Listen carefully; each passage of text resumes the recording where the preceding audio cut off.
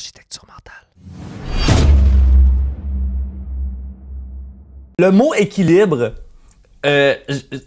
en soi, j'ai l'impression qu'il veut rien dire, dans le sens que, mettons, si on parle de l'équilibre de vie, exemple de Georges Saint-Pierre versus celui de Gandhi versus celui de Jim Morrison, j'ai l'impression que avoir un équilibre, c'est avoir un équilibre dans un certain objectif, dans le sens que au quotidien, si tes actions puis tes émotions puis exemple ta nutrition puis ton sommeil sont gearés vers un certain objectif, ça sera pas le même équilibre que si t'es gearé vers un autre objectif. Ça fait-tu du sens ce que je dis?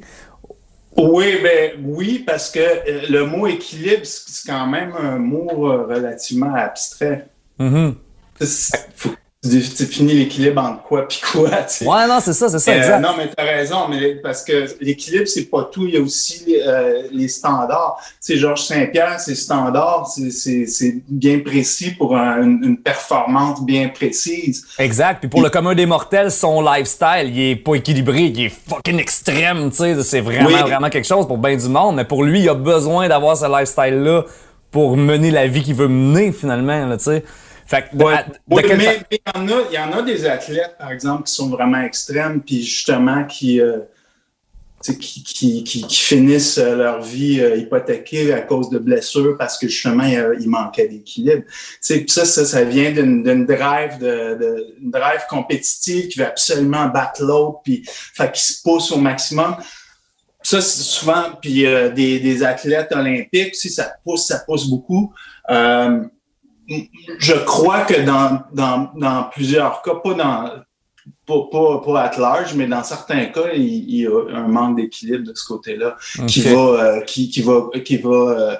coûter down the line, plus tard. OK, ça, j'aime ça. C'est une question de coût d'option, en fait. C'est que tu payes le prix. Ouais.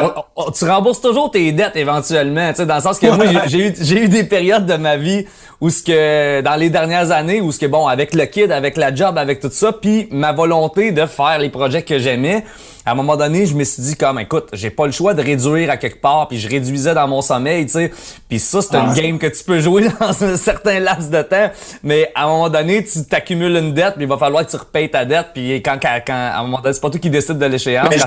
Le sommeil, le sommeil, c'est les yin.